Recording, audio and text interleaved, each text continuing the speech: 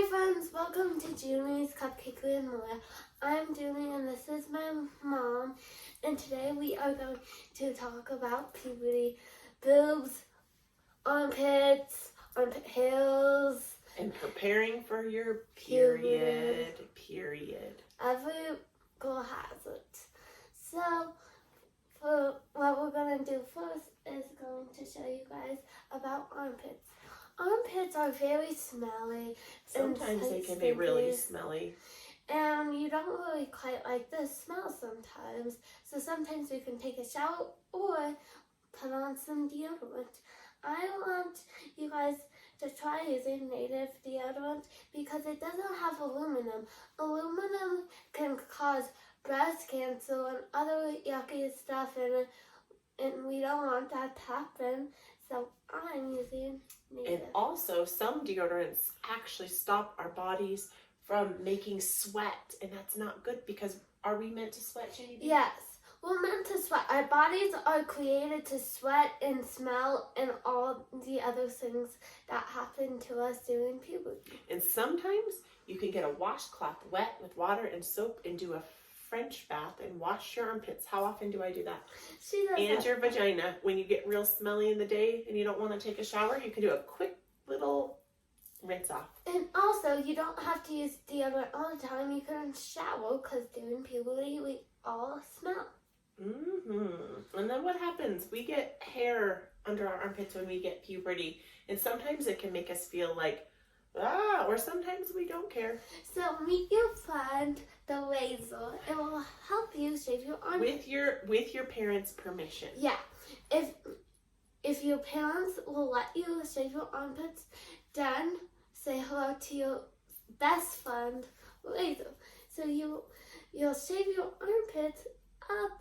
But first, you always want to be in the shower with lots of water and soap. Or shaving cream. Or sometimes a little pump of shampoo and lather it up.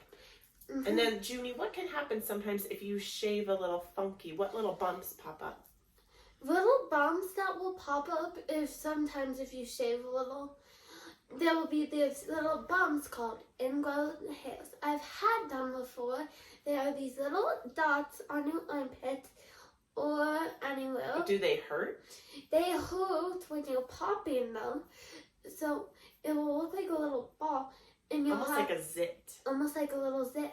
And then you'll have your mom or your big sister try to help you with Or dad. Or dad. Or whoever can help. Yeah, or whoever can help. Squeeze it and then it will... And clean it out. And clean it out with hydrogen peroxide, or as we call it, magic bubbles. And if you shave with just the dry razor, what could happen? You could get this thing called razor burn. It burns your armpits.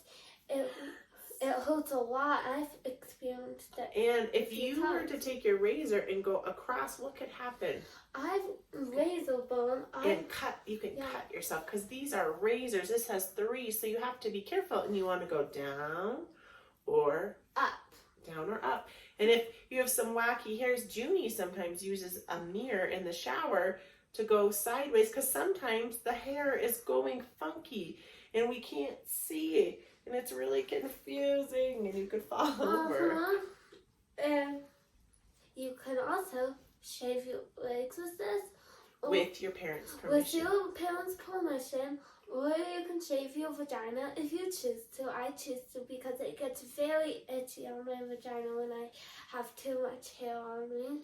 And that is a personal choice and also a choice from your parents. And when you're shaving your legs, you want to be very careful and use lots of water, lots of soap. And if you choose soap and shaving cream, make sure you're using something that is healthy for your body. You can ask your mom for some help or your big sister or your dad for some help. Because you never really know if you know how to.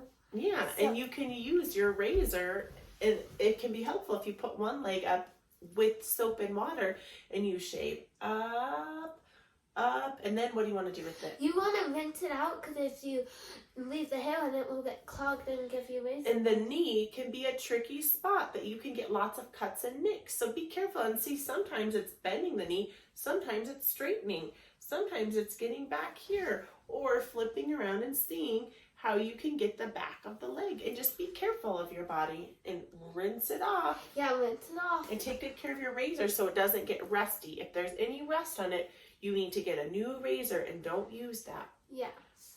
Yes. And then next we were going to talk about boobs. Boobs.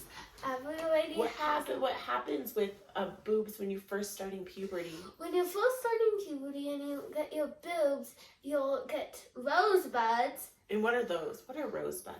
They are the cycle to start getting boobs. They're almost like, it's when your nipples are almost like hard discs and they hurt and they puff out and they're very sensitive and it feels hard. Yeah, when you're hugging somebody. And that's natural part or of. Or banging into the door. Yeah, and sometimes even clothing can be sensitive. Yeah. So what can help be a barrier between our skin and our clothes?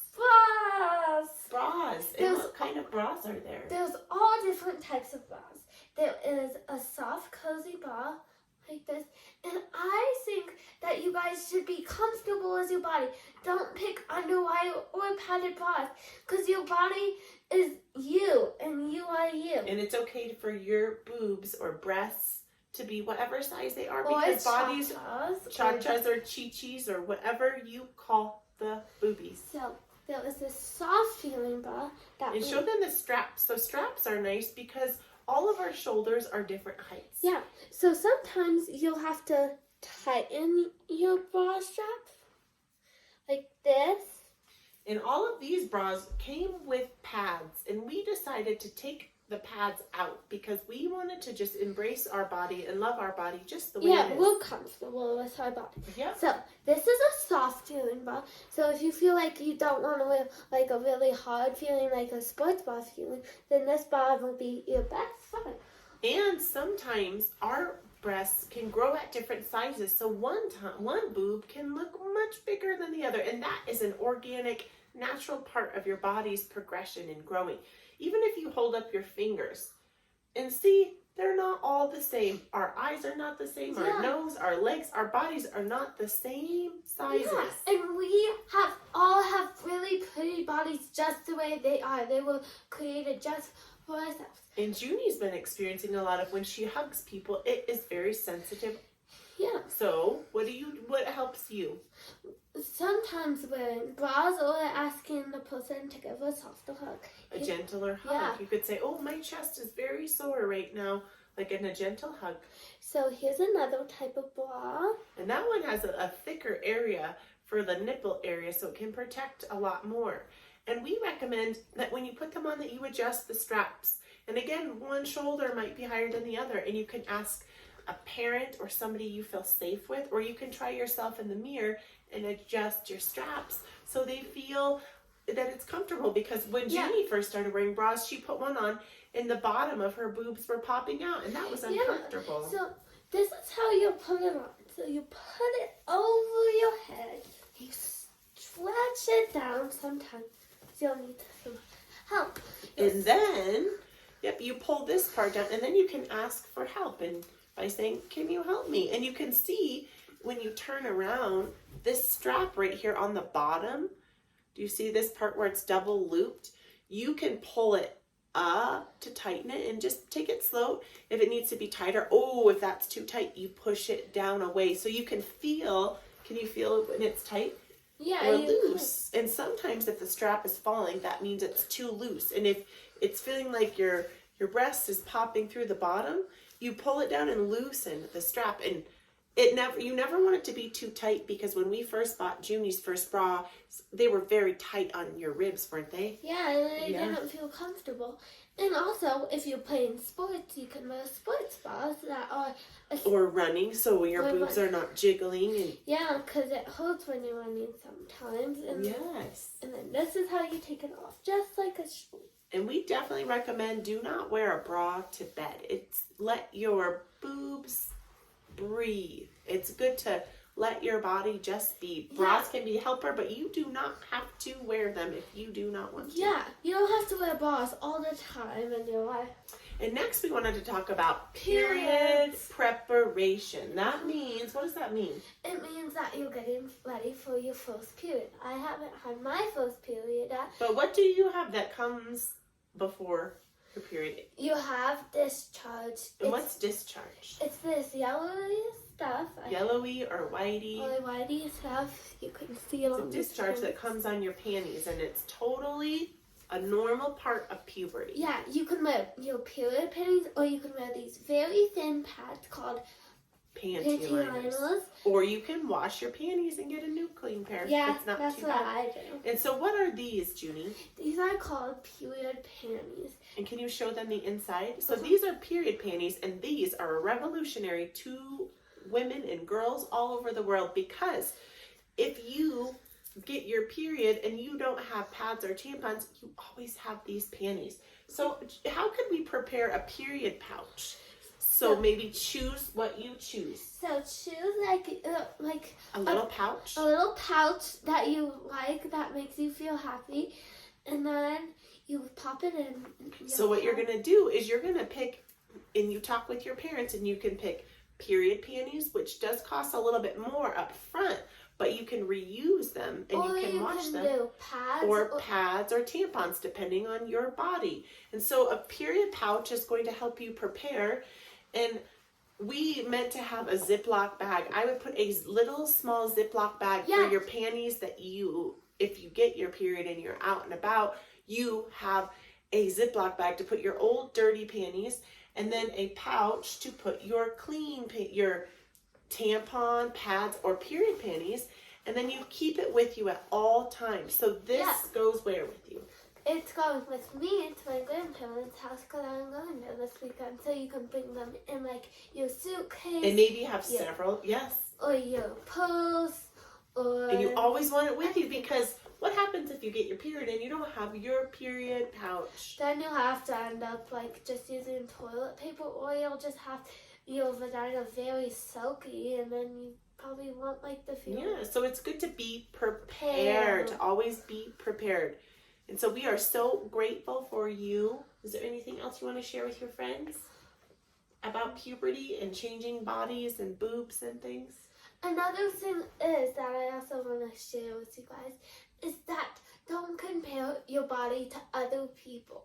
Because I notice I have this one friend that sometimes she's feeling upset that her body is not looking exactly how she's feeling, like how it's supposed to, but it's okay. Our body chooses when it is ready to have puberty.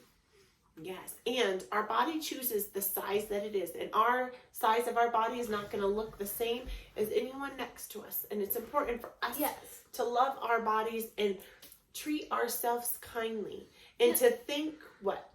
To think great thoughts about ourselves. And we can think good thoughts by saying, I love you, self. Yeah. I approve of you, self. I accept you just the way you are. We are so grateful for you. Yeah.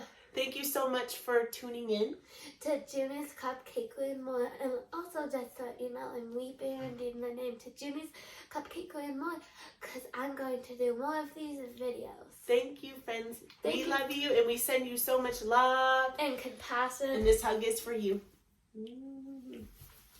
Thank you, friends.